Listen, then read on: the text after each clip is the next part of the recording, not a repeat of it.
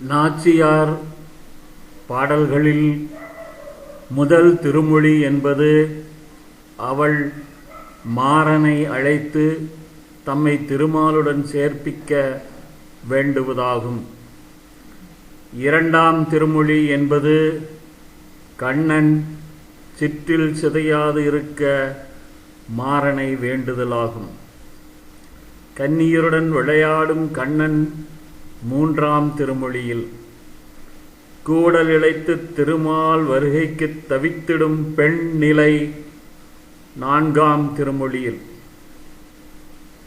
ஐந்தாம் திருமொழியில் குயிலை நோக்கி குறை நீக்க வேண்டுவது, கனவில் மனம் கொள்ளும் கண்ணன் செயல்கள் ஆறாம் திருமொழியில், திருமால் கையில் விளங்கும் சங்கை நோக்கி பக்தியின் எல்லை காண்பது.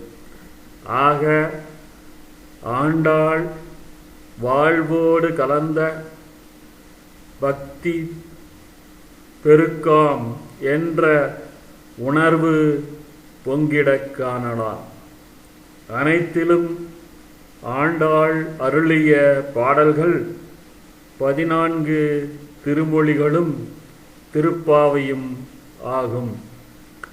திருமொழி 143, திருப்பாவை 30 ஆக 173 பாடல்கள்.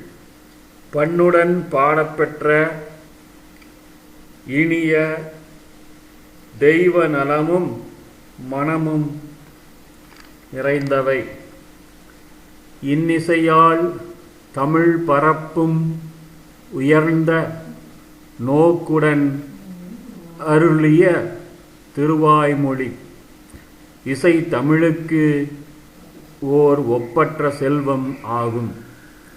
இயலும் இசையும் கலந்த இன்தமிழ் பாடல்களாகும்.